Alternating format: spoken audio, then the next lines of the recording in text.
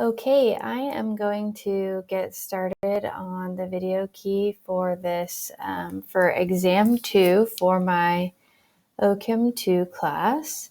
So the first thing I want to point out is test taking tips. So the smartest thing really is to go through the multiple choice exam first and do the questions that you know for sure that you know how to do, because that will save you time. Then go back and do 100%, no hesitation, I know how to answer is. Then go back through and do the ones that you're pretty sure, but you're not 100% on. You're like, oh, I just need to work on it a little bit and then I'll get it. And then do the ones that you're not sure about, because that's going to be the best test taking strategy you can do. And then if you have no idea, just always bubble in something, because it's better to have something than nothing. But also just remember that this is just one class, and the worst case scenario, if you don't pass it, is that you have to pay to take it again, which can be really frustrating, I know, but is not the end of the world. You still have your life and your health, and so it's okay. I think sometimes students get really stressed about Ochem, so I just want to reassure you that to think about the bigger picture. Okay, so the first question, when I look at this, I've talked some to my students about how do you know what to do? It's like I just get here and I don't even know what to do. Well, the first thing I tell them is to look for clues about what kind of reaction this could be, and also think about all the reactions that you've learned so far. So I'm actually going to, where's my scratch paper? I'm going to use my scratch paper and just go over what is everything that we've learned so far in organic chemistry. So what all reactions could this possibly be? So one, it could be the very first thing we learn in organic chemistry is acid-base reactions. Then we learn substitution and elimination reactions. So that's like SN1, SN2, E1, E2. Acid-base, usually a good clue is there's an acidic proton somewhere and something nucleophilic. Or something basic, I guess, actually. Not nucleophilic, something basic. Substitution and elimination, you need a leaving group and a nucleophile of some kind. The next thing you learn is addition reactions to alkenes, or at least this is how we do it at my school. So you need an alkene and something to add to it. Then sometimes you learn radical reactions. So you usually need a radical initiator and light. So usually that's like bromine or chlorine, and then a radical initiator, Br2, Cl2, and then that would be with light or heat, something like that. The next thing that you learn is usually some type of reaction with alcohols and ethers, which goes really closely with addition reactions, but reactions of alcohols and ethers, because you usually use addition reactions to make alcohols and ethers, but then you have to react them forward. And a lot of them are substitution and elimination reactions. And then you start to learn reaction of conjugated systems. So that would be like Diels-Alder. You learn addition of a conjugated, so 1,2, 1,4 addition. And then you learn electrophilic aromatic substitution. And I think, I guess we also learn ring opening of epoxides. That's part of reactions of alcohols and ethers. But those are kind of the big things that you've learned so far. And then now we can add on reduction and oxidation. Reduction and oxidation. And there's clues for each of these, right? So with reduction and oxidation, I'm looking for LAH, NABH4. Those are really it for reduction. And then for oxidation, I'm looking for Jones reagent, PCC, or the KMNO4. You can also technically count osmium oxide that adds dials across a double bond. So that's something. Epoxides, to make an epoxide, you get MCPBA. And then to react it forward, you would have to have an epoxide. For electrophilic aromatic substitution, you need a benzene ring to be able to do that, right? 1214 addition, you need an alternating conjugated system. Diels-Alder, you also need the conjugated system plus a diene and a dienophile. For reactions of alcohols and ethers, you need an alcohol or an ether, which we don't have one of those here, and we don't have a halogen and a radical initiator. For addition reactions, you need an alkene and something to add to it, and that's the only thing I see here from this whole list. So if you can kind of like get this out on paper and think like, what clues do I need to look for? We have an acidic proton, and then we have an addition, like an alkene that we could add. So based on that, seeing the alkene, that's like sort of a special type of acidic addition. So that's the first thing I'm going to look at. So if we have an alkene and acid, and so this says H3O plus, but another way to think of that is H plus and H2O. The hydronium ion can break up. The alkene is going to be the part with the most electrons, so my curved arrow is going to start from here. So these two electrons are going to attack that proton, and we will get a hydrogen right here that adds, but then, oh, sorry, I put that in the wrong place. The hydrogen adds right here, breaks this double bond. These electrons, let me put them in a different color. These electrons, I'll do them in black actually. Right here. That's more blue pins. Sorry, I was not prepared for multicolor presentation. Maybe this will be a black one. Yeah. Okay, so these two electrons make up this bond right here. Basically, a new bond is formed right there. But then that leaves the hydrogen right here, the carbon right here, to only have 3 bonds. So this becomes a carbocation right there. So essentially, this is the first step in an addition reaction of acid-catalyzed addition.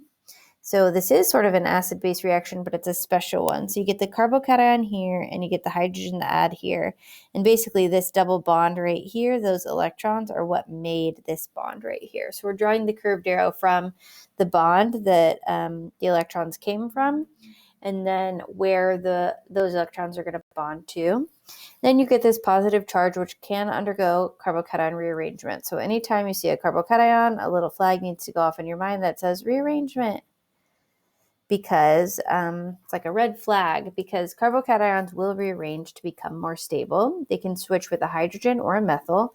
So in this case, it's going to switch with this hydrogen right here, because it's easier to trade with a hydrogen than a methyl, and it can get over to that tertiary carbon. So if these electrons shift over and fill in, you will end up with your carbocation here, and now this has 2 hydrogens. I'm not going to draw them because they're implied, but that's kind of the steps that we're going through.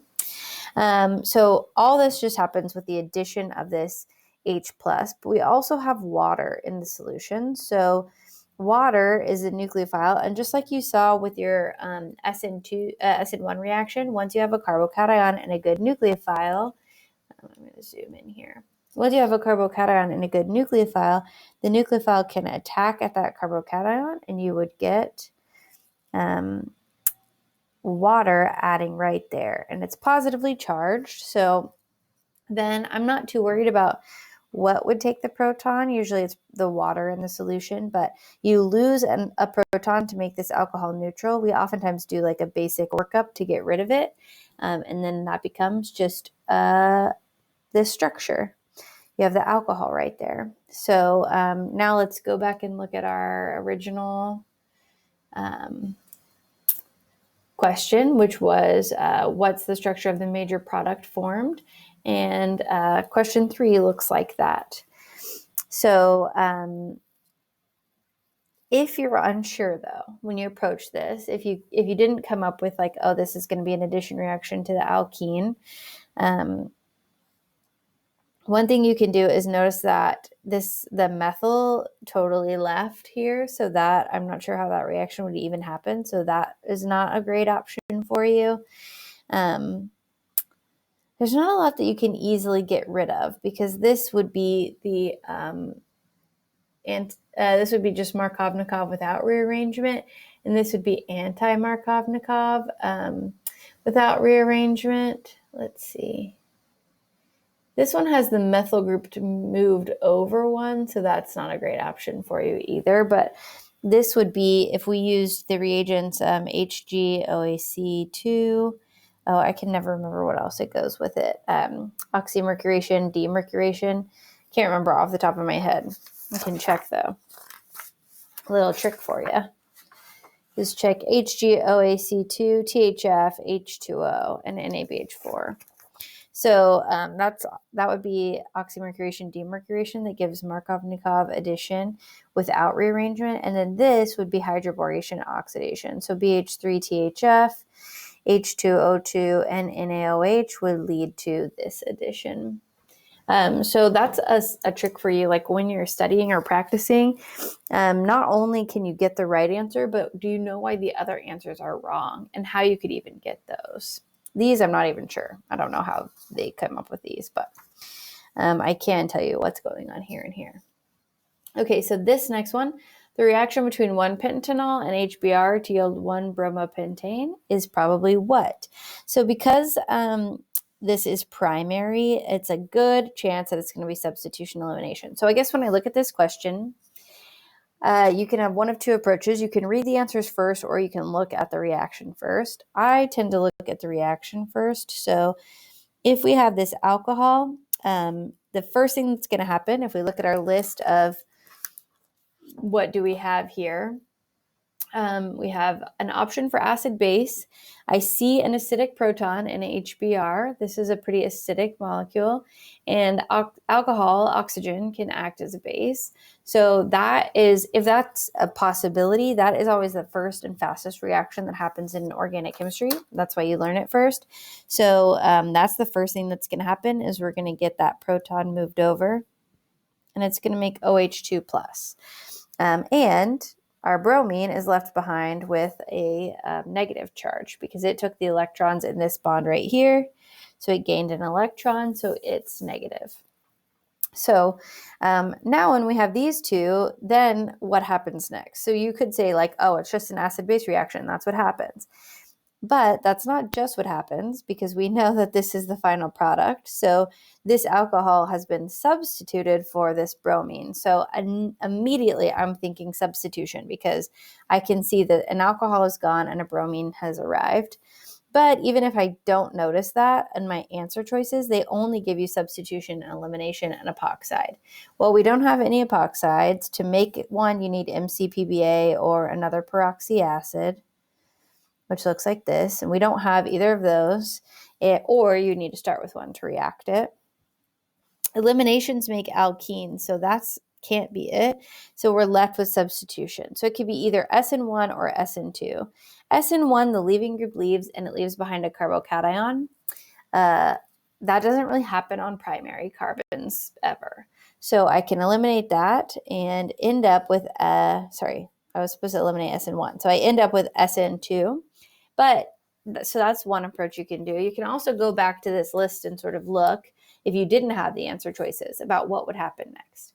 So the first thing that could happen is an acid-base reaction, and then I'm going to keep going down my list, and I get to substitution elimination, and you need a leaving group and a good nucleophile. Well, we have a leaving group and we have a good nucleophile, so that's a good opportunity. That's probably a good answer, and then we know a substitution happens, so there we go. Because this alcohol turns into a bromine. So SN2 would be better than SN1 because this is primary, which is favored by SN2. And if you can't remember why, I do have an in-depth video about that on YouTube that you can check out. So that's how I know that this is a substitution reaction. So that's how I would approach this. Okay, the next question, what would be the product of the following reaction? So again, if I see this and I'm like, oh, what could possibly happen? Well, I look at my list of reactions. I don't see an acidic proton in the first step, so I don't think that's going to be acid-base. There's not a good leaving group or nucleophile for SN1, SN2, E1, E2. There is an alkene, so it could be in addition to alkene. So it could be in addition to alkene, but I don't see a good thing to add to it. So I'm going to keep going. There's no bromine or halogen for a radical reaction. Reaction of alcohols and ethers. I don't see, there's an alcohol in the second part, but not in the first part. So I'm not going to worry about that yet. Diels-Alder, we don't have conjugated systems, so that eliminates 6 through 8. And then we get to 9, which is an epoxide reaction. And we have MCPBA, so immediately I'm thinking this is an epoxide reaction. So all that happens with epoxides, I didn't make my students memorize the mechanism for it, is it basically adds an oxygen and turns it into a 3-membered ring. I didn't make my students this semester learn it. I don't know about the future. This semester, we're a little behind. Okay, so then that's the first step. So then their second step is we react that with this. And for ring opening or reactions of epoxides, there's 2 kinds. You can only do 2 kinds. One is acid catalyzed, and the other is base catalyzed. And this has a base, this has an acid, so I know it's acid catalyzed. And acid catalyzed makes an SN1 like reaction. It's not exactly SN1, but the first step is this gets protonated, so then it sort of acts as a good leaving group. So this is positive, and then we have our nucleophile, this alcohol, and it's going to attack the most substituted side because this is such a good leaving group, and this is so polar, the oxygen doesn't want to be negative, that it's almost like it starts to leave before the thing attacks, sort of like an SN1. It doesn't fully leave, and we know that because there's no rearrangement that happens in these types of reactions, like experimentally, but it is almost like it becomes like this is almost gone, and this is really positive, and this is, well, not really negative, but more like towards neutral and less positive on the oxygen. So that's where the oxygen over here is drawn, and then it'll just finish opening that ring up. So we get O with our CH3 and H over here. There's still 1 lone pair on there, and so that makes this positively charged. And then OH over here, and make sure that you don't lose track of your carbons. You have the carbon here, we'll say carbon A and B. So in carbon A down here, it has the 2 methyls, and that's where the alcohol attacked. And then carbon B is the other side with alcohol and nothing else. If you can't remember why the acid catalyzed attacks on this side, you can remember the BLAM, which is only for epoxide ring openings, but acid attacks the most and base attacks the least substituted side for substituted epoxides, if that helps you. Okay, so we get this structure, but again, we typically will deprotonate and get to everything to be neutral in the end. And if there's not a way to do that with what's in solution, is that like we would actually literally add base to it. We'd call that a workup to get everything back to being neutral. And then we have our final structure that looks like this. But a lot of times, just to make it look neater, it'll be like drawn out. So this is carbon 1, 2. So we have our carbon 1, 2 alcohols here, and then 2 methyls right there. So it looks like this is what I'm looking for. Basically, on the first carbon, having a methoxy with my 2 methyls, and the second carbon having an alcohol. So I can immediately get rid of A because it doesn't have an alcohol. I can get rid of D because it doesn't have an alcohol, and I can get rid of B because it doesn't have an alcohol. So I'm left with C or E. And between these two, the methoxy is on the first carbon with the 2 methyls, and the second carbon should have the alcohol, so I'm going to pick answer choice C. And this is a good lesson in you should cross out the letters, not just the letters, but also this, because it looks like this C almost goes with the structure above, but that's not right. It goes with the structure below. And when I was taking the practice test, I actually almost got that wrong. Okay, so the next question, electrophilic bromination or chlorination of benzene requires a halogen, and what else? So there's really no other way to remember it. Electrophilic bromination or chlorination is electrophilic aromatic substitution. So that's going from benzene to a halogenated benzene like bromine or chlorine. So to get there, you have to know that it needs a halogen, but then that needs to be made into an electrophile. And we spent a lot of time doing the reaction mechanism of that with a Lewis acid. So hopefully that was kind of like an easier one that you're like, oh yeah, I know that it needs a Lewis acid.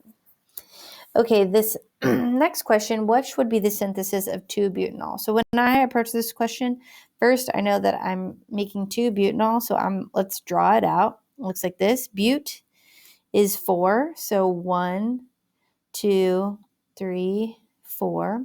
Can you remember that from Mama Eats Peanut Butter?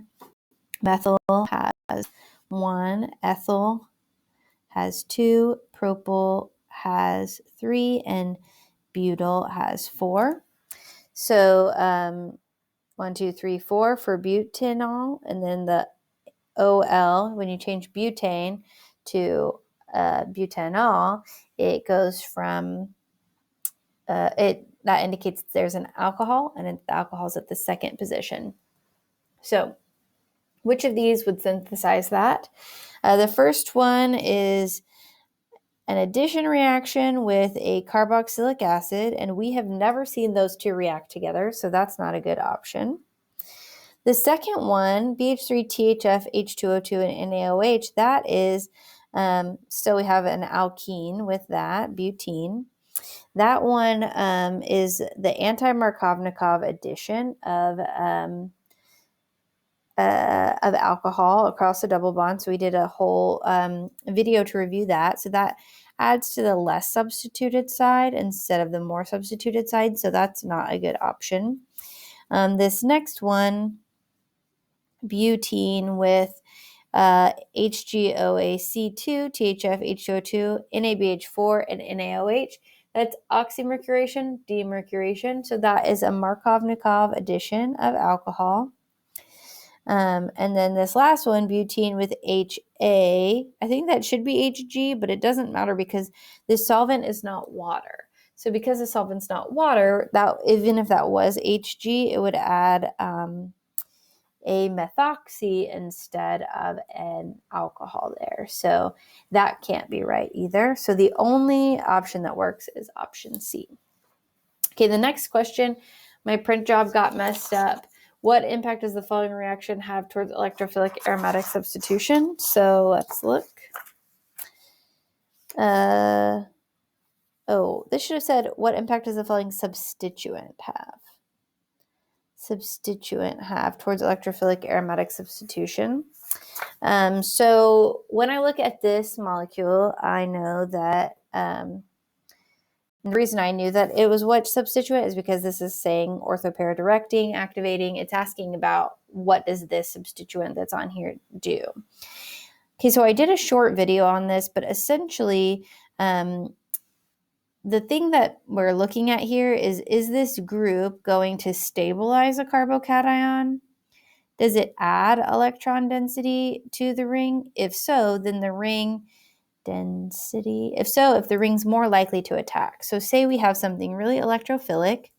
There is a resonance structure where this lone pair goes here and this goes here, and we would get a negatively charged carbon right there. And of course our oxygen,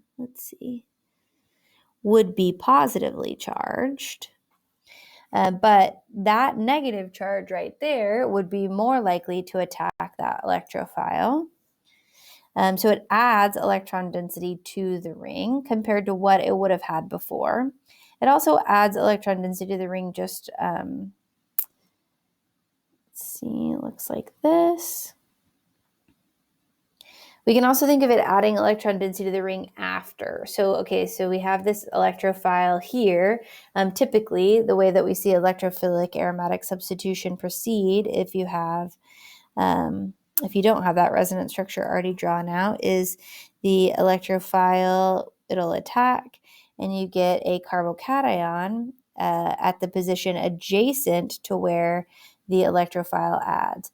So if you have a positive charge right there, then this lone pair can come in and there's a resonance structure, and the more resonance structures there are, that basically spreads the impact of the positive charge or negative or whatever it is, meaning that one molecule or one atom in the molecule doesn't have to bear all of that weight.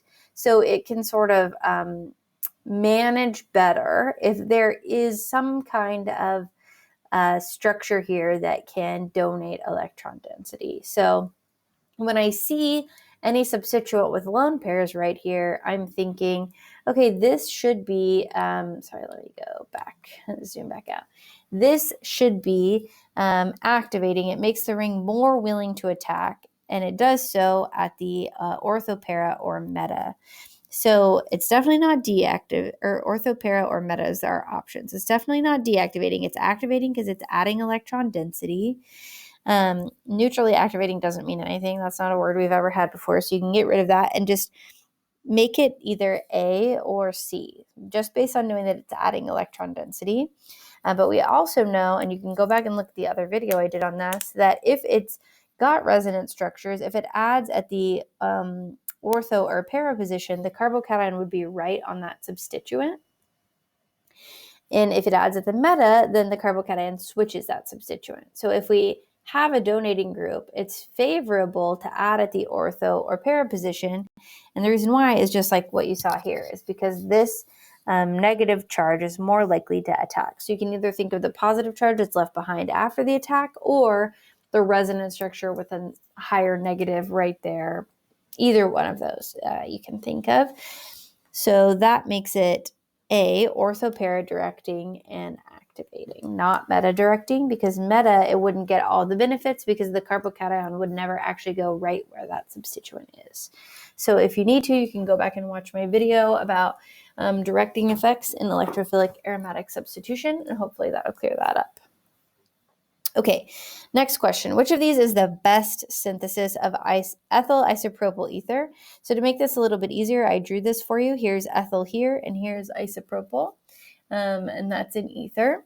So you just have to look at each of these and know how they would react. So this first one, CH3, CHO minus, and Na plus. So anytime you see an Na, that's basically like saying this is telling you that this is positive and this is minus, just like NaOH. In solution, it breaks down into Na plus and OH minus, same thing here. So this is this, and then this is our other thing. So I'm going to actually just start by drawing these all out because it'll just be easier. CH3, CH2O minus, and CH3, two of them with a CH and Br. Okay, CH3, CH2OH, CH3, CH. OH, and then CH2OH. These two are the same except for the heat being slightly different. And then what's this one? O minus. Okay. So looking at all of these, I recognize that these are all going to try to be synthesizing this ether somehow. So for each one, you have to be able to look at the reagents and try to guess what it's going to be able to do. And so again, I'm going to go to my list of here's things that we've learned in organic chemistry so far. So for this first one, I see that we have a nucleophile and a good leaving group. So I'm guessing that this is going to do a substitution reaction, and it's a negative nucleophile, so it's going to favor SN2. So if it does, it would attack here and kick out this bromine, and it would give me this structure, which looks the same as that. So this is a viable option. It did say which is the best synthesis, though, so I'm going to keep going because any of them could work. So then this one, again, I see we have a we have a nucleophile and a leaving group. A nucleophile and a leaving group, so this would attack and kick out. And we would get another synthesis of this. So that works. Now, between these two, though, which one of these would be the better SN2 reaction? Because it asks what's the best synthesis. And between these two, the better SN2 reaction is the one where the leaving group is primary rather than secondary. Primary leaving groups are more favored for SN2, which we talked about quite a bit with some of our like ring opening reactions in this unit. So between these two, I already know that A is a better synthesis than B, so I'm getting rid of B. Now this next one, it's 2 alcohols with acid. And we did learn that if you have alcohols with acid, we already talked about this on the test, that the very first thing that happens is they're going to get protonated. So I'm just going to pick one and get it protonated. And then, like if you have water or anything else, it can attack in an SN2 fashion like this. But, so it would have O here. So this is a viable option, but we've talked about where if you have acid with 2 alcohols, it can make ethers, but for substituted ethers, it's not great because this is one option you'd get, but you could also get 2 of these alcohols reacting together, and you could get 2 of these alcohols reacting together. So you're going to get a mixture of all of these products.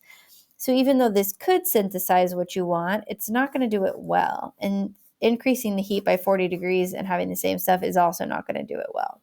So you could get the product for either one of these, but neither of them is very good. Now this last one, we have a nucleophile, but we don't have a good leaving group. So this can't do an SN2 reaction at all, or any other reaction. So this is not an option at all. So looking back at all of these, the only one that really is going to be your best option is option A.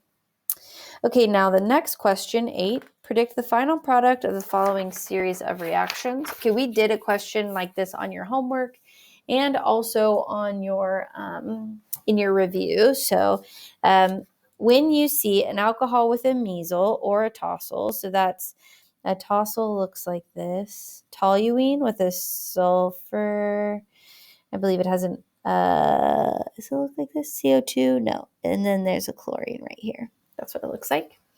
Basically, what this, or the mesol, is a methyl with a sulfur and the chlorine. That's what it looks like. I told you don't have to worry too much. Basically, this oxygen does like a SN2 reaction on here, but essentially, it's just like the oxygen being protonated on an alcohol and turning it into a good leaving group. It doesn't change the stereochemistry. It doesn't do anything else. It just makes this a good leaving group. So your intermediate right here is leaving this the same, and it's just a good leaving group. And then this one down here, CH3 and a hydrogen. So then the next question is, what happens if I add this to this? Well, I have a good leaving group, so that's immediately a good sign to me that it's going to be an SN1 or SN2, E1, E2. But NaI means this is Na plus, and this is I minus. So this is a good nucleophile. This is a good leaving group. It's on a secondary carbon, and this is negatively charged, so it's going to be stronger than it could be. So it will attack here and kick out the leaving group, but it does the backside attack. So the stereochemistry is going to be inverted. So your iodine attacks from the wedge side, and it pushes your hydrogen forward to be a dash like that. The other side doesn't change, so your CH3 still looks like this. So essentially, that's what happens. We get the substitution reaction. This is like just the leaving group has reacted with something, so that's not right. So it's only going to be one of these 3. And I know that with SN2, the stereochemistry inverts, so iodine's not going to be on the wedge. So it's one of these 2. Oh no, iodine's on a wedge here. So the only option for iodine on the dash is this. This one is also wrong because it does 2 substitution reactions without a good leaving group. So the only option is answer 2. Okay. Question 9, predict the product of the following reaction. Note that the solvent in this case is not water. So this is oxymercuration, demercuration.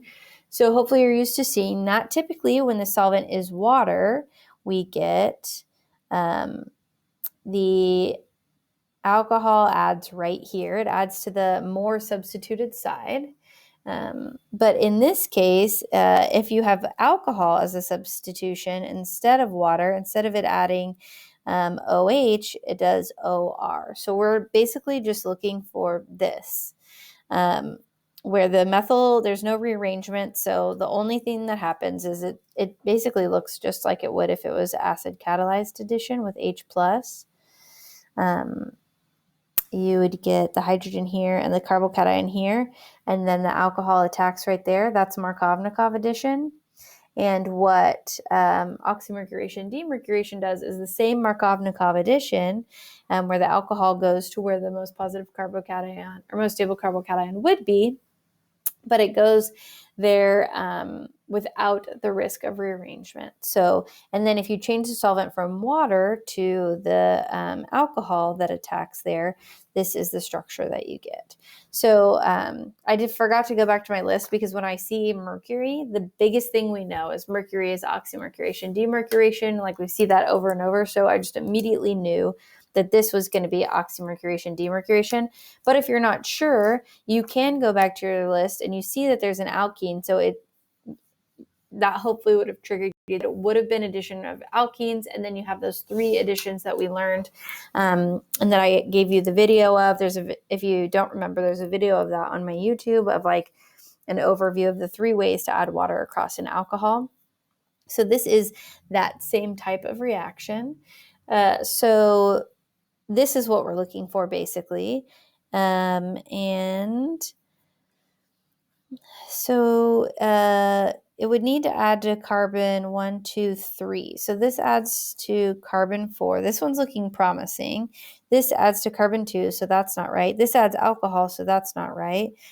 This adds to carbon 2, so that's not right. And this adds, I don't even know how they got that. So that's definitely not right. But so the only one that has an OR group added to carbon 2 is this, or carbon 3 is this one. 1, 2, 3. Wait a second. Is that right? Let me double check. It would look like this. Oh, it would be carbon 2 if you counted from the other side. So the methyl here and the oxygen with the tert butyl group off of it. So the reason why this one's not right is you should only have 1, 2, 3, 4 carbons in the backbone here. So it added to carbon 2, I guess, which depending on which direction you count from, it could be that. But there was an extra carbon here. So I think I might have done them all with an extra carbon there.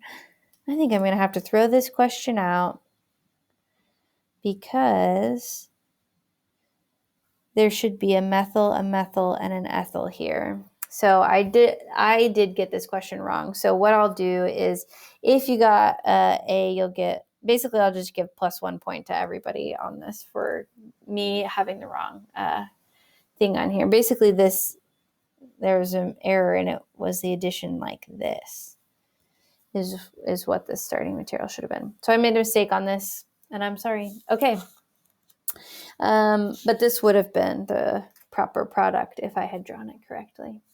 Okay, next question. Indicate which is the best order the reagents below should be used to achieve the following reaction. So we had a question just like this on our quiz.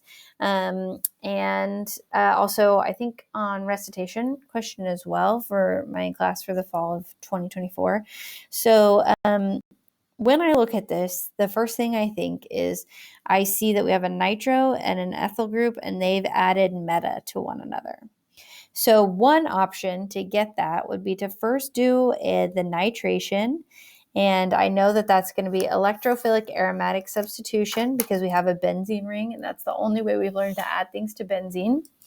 So we could first do nitration, which is you just have to know that it's HNO3 and H2SO4. And we could get the nitro.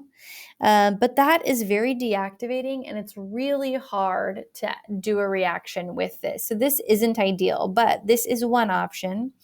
But then if I try to do the Friedel-Crafts alkylation, where we have a chlorine right here and AlCl3, the carbocation that would form would rearrange. So if we tried to do a carbocation right here, it's primary, so that wouldn't work. So we can't go by this method. You can't get a primary attachment of carbocation. A different option that we talked about in class is to do acyl chloride and AlCl3. And that would add to the nitro position, the meta position, potentially. It would be really hard to make this reaction work because this is so electron withdrawing.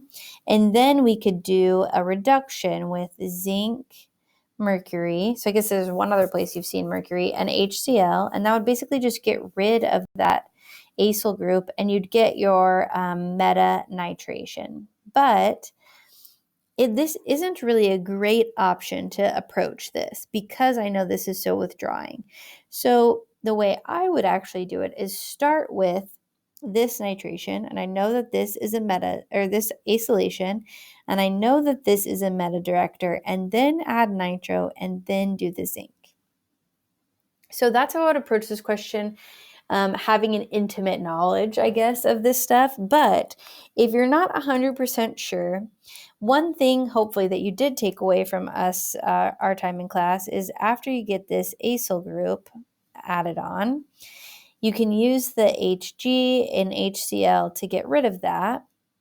And if you just know that, then you know that the mercury step has to come after the acyl step.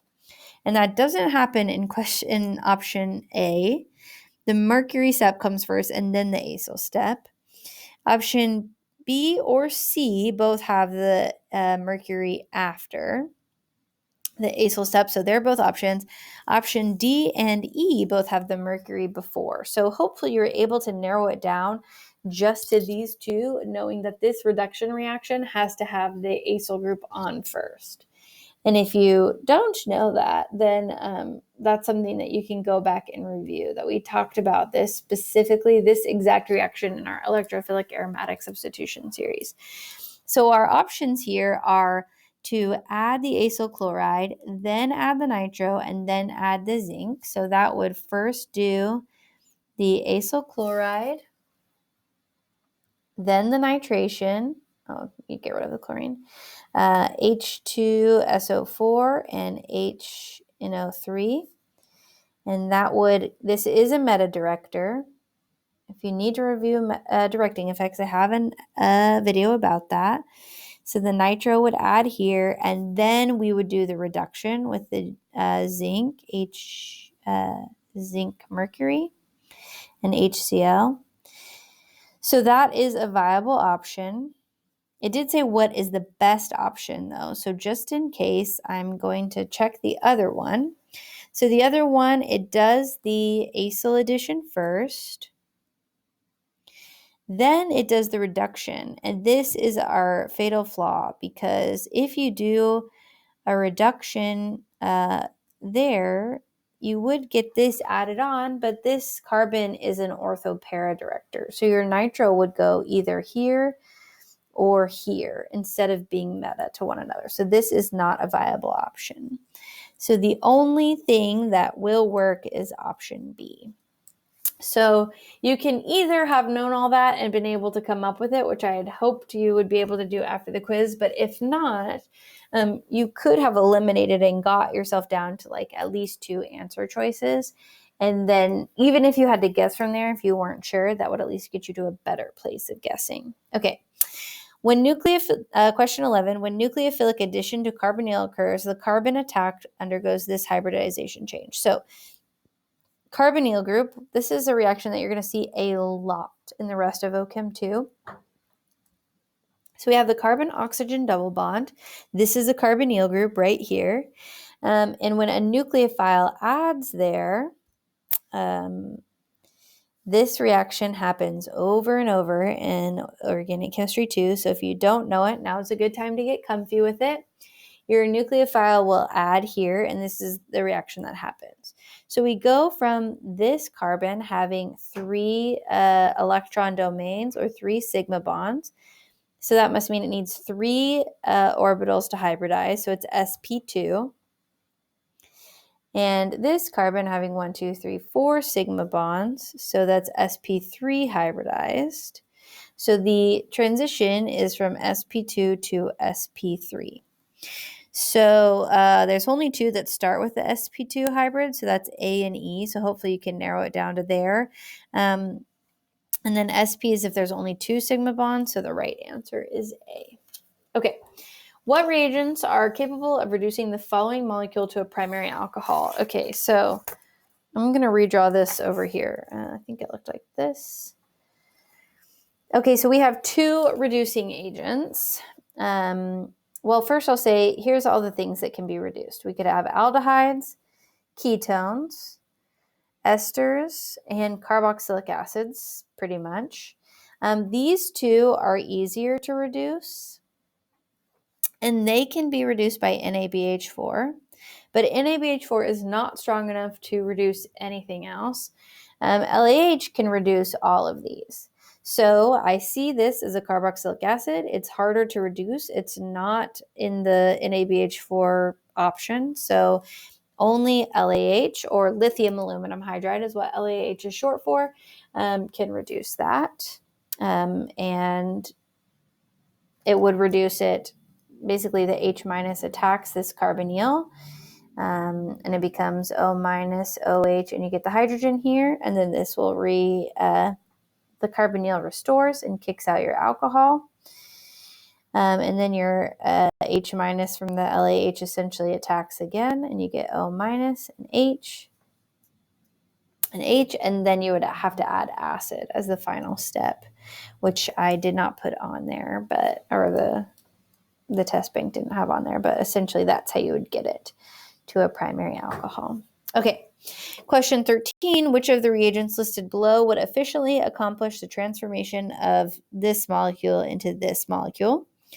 So the option here is, this is a ketone that's going to an alcohol. So ketones can be reduced by NABH4 or LAH. So that's what I'm looking for. We have LAH here. We have NABH4 here. Hydrogen doesn't. That reaction, hydrogenation, basically just deletes this double bond. That's something you learned in Ochem 1. So I should probably add that to my list. But so the right answer is more than one of these choices. Okay. The next one, this is, when I see this reaction, I'm trying to figure out what it's going to do. I see that there is an ether right here and an acid, or there's an oxygen with lone pairs and an acid. So the first and fastest reaction that can happen is an acid-base reaction. So the first step that I'm going to anticipate happening here is this is going to get protonated, and this would be positively charged. And then I have an I minus. So now this is probably going to go by an SN2 reaction mechanism, where this is going to attack on the base least, acid most. So this would attack on the, most substituted side. So actually not by an SN2, by SN1 like reaction, sorry. So this bond would, this would start to break, and then the iodine would attack there. And so it would go, actually, it would be more of an SN2 because that attacking would push that up, I think. So it goes actually by the SN2 style reaction. So actually, it might actually attack on this side. So if it attacked on this side instead, I just realized I was going too quickly. I was assuming, like epoxides, it would attack on the most substituted side, but it might attack on the less substituted side. So I'll give it to you on either answer if you get either answer right. But I think the least substituted would be right because it would go by the SN2 style mechanism. So that would make it attack here and the leaving group here leave. And your alcohol would look something like this. Oh, wait. Yeah, with one equivalent. If it was two equivalents, it would attack again and substitute this out again. But with one equivalent, it would look like this. It might attack on this side too. Honestly, I would take either argument. If you feel confident about either argument, this could leave and go there. So because of that, I will accept two answers on this. Let's see, 1, 2, 3, 4, 5. So it would look like this, 1, 2, 3, 4, 5. The iodine here, 1, 2, 3, 4, 5. This carbon has the alcohol and 2 methyls. So this would be one option. The other option, if it attacked on the other side, would have one, two, three, four, five. The alcohol on this side, the iodine on this side, and 2 methyls here. So let's see. I would accept, typically I would have made you choose, but I argued myself into either one of these. So I'll accept this answer, 1, 2, 3, 4, 5, or this answer, 1, 2, 3, 4, 5. I would accept either 2 or 3 or E. So B, C, or E, I'll accept on that one because it's a little bit tricky. And I should have reviewed it before I gave that question to you. Okay. So then the last question here is about directing effects and activation or deactivation in aromatic rings. So for this reaction, let's see. I think of benzene as sort of the standard, and then anything that adds electron density is more reactive, and it can do that through induction or through resonance. So induction basically means like through electronegativity difference. So through induction would be this like a methyl group, and then this has lone pairs. Resonance is typically stronger, so this would also be one that could do it. Now, bromine has lone pairs, but it's also really electron withdrawing, so it is slightly deactivating. But if you're on the fence about that and you weren't sure, you could pause on this one and not note it down yet. Less reactive would be anything that has a partial positive or that has a resonance structure to withdraw. So I would put this acyl group over here. And then nitro actually has a positive on it. The nitrogen is positive. So because that's positive, that's very electron withdrawing. So that's sort of how I approach this question. Now, if you're not sure and you just remember like these two are withdrawing, you could start with that. And you could say which one is increasing, goes from less reactive to more reactive. So less reactive would be the nitro would be the least. So and then next after that is this carbonyl. So I'm just going to look to see if you just knew those were reactive and you didn't, or less reactive, you didn't know which one was worse. You could look for either 4 or 1, and our only options that have 4 or 1, there's actually only 4, are C and E. So now I'm like, oh, this is good for me. I also know that 1 is electron withdrawing because it has this carbonyl. So answer choice C. So you don't have to know all that. You can just know which one is the most electron withdrawing to get your right answer. You could also know which one is the most electron donating and get your right answer, as long as you knew that this one's the most electron donating. So that's what I mean when I say use what you know to try to reason and get to the right answer. Okay, so that's it for the multiple choice. I will go back and make those corrections on the grades since there was those 2 mistakes. And now I'm going to go through the test free response. I have the breakdown of the exact points, but the right answer for this one, this is the carbonyl carbon attack. So this would be typically lithium aluminum hydride, or LAH is what this would be, or NaBH4 would provide these H-. You don't just get like H- by itself, but I was trying to make it a little bit easier because we'd just gone over this in class that week. So the hydrogen would attack here and it would go O- and the H right here. There's no good leaving group, so nothing that it can kick out and restore the carbonyl. So then if we add acid after that step, we would get alcohol. And you can draw that hydrogen in or not. It doesn't matter. It's implied. So that's the answer to the first step. I gave points for each of these curved arrows, 1, 2, 3, and then this intermediate and the final product. Okay, the next one, use proper curved arrows, draw the mechanism of the following reaction, and predict the product of the ring opening of the epoxide. Okay, so in this case, this is Na plus and OCH3 minus. So I know that this is a base substituted, or base catalyzed, so it's going to go on the less substituted side. So This will attack here and open up. And we just got OCH3, which attacked right there. So the bond, this lone pair right there that made this negative is what made this bond come right here. So we went over this in class today, but if it's hard for you to see that, you can draw your lone pair right here and just draw just like that. So you can see where it goes, and then this breaks. These are the proper curved arrows though, and you got points for doing that. And then this breaks, so that gives you O minus here, and you have your 2 methyls right there. And so remember, we have carbon A and carbon B here, so I like to double check. Carbon A has the new nucleophile, I just attached it. And then carbon B has the, this is still attached to it. It goes like an SN2 like mechanism. So the leaving group leaves carbon A, but it's still attached to carbon B, and 2 methyls. And then we add the acid, and it gets us to this structure.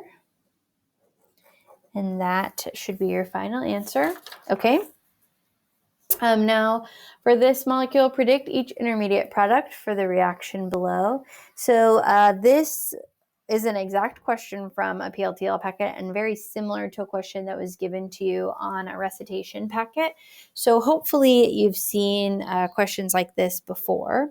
But the first step is when I see HgOAc, when I see mercury, I typically know this this molecule, that this is going to be oxymercuration demercuration. So it's going to add an alcohol, and it's going to add it to the more substituted side, but it's not going to go through rearrangement.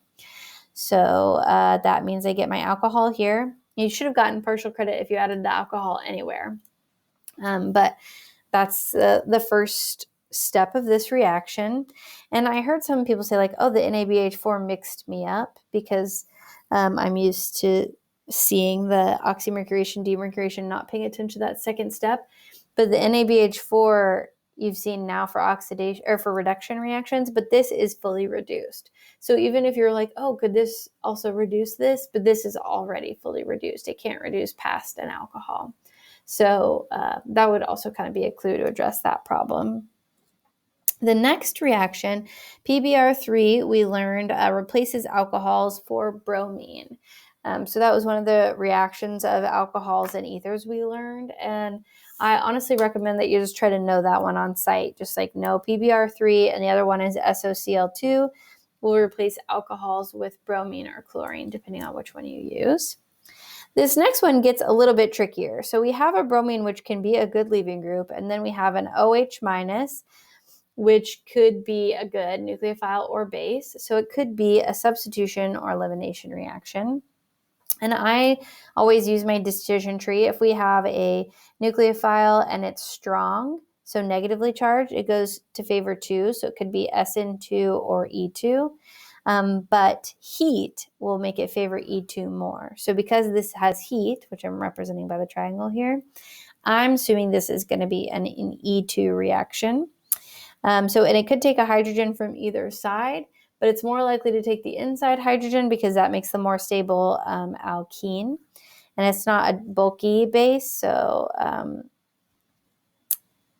this is the reaction that would take place. So you basically just moved your double bond from here over, from the first to the second. Then we get ring opening of epoxide, where we have the ring open, like not a ring opening of epoxide. We have the creation of epoxide. So if you have 3 oxygens, that's a peroxy acid. MCPBA is a type of peroxy acid, so that makes our epoxide. I added a methyl. No, I didn't. Yeah, that's right. Okay, so we just write where the double bond is. It becomes this structure. And then you have NaOH. So the OH minus will do your ring opening of your epoxide, and it'll go to the less substituted side. So it'll add right here, and then that opens up. So your intermediate, you didn't have to draw to get credit, is an OH that attacks here, and then your O minus, and then you add the acid to turn that into an alcohol. So you added 2 alcohols here, and that's your final product. Now the bonus point is Product 3 could be converted to product 5 in one step. So product 3 looked like this, and product 5 had 2 alcohols on it. And I asked what 2 reagents would be capable of accomplishing this. So we learned 2 addition of diol reactions in our oxidation chapter, and one is KMnO4 that's cold. Not in our oxidation chapter, sorry, in our addition reactions and our creation of alcohols and ethers. And KMnO4 cold will result in that, or osmium oxide will result in that. So you got a bonus point for each one of those. Okay, so that is an overview of the solution for this exam. Let me know if you have any questions, and hopefully that was helpful to you. Good luck studying.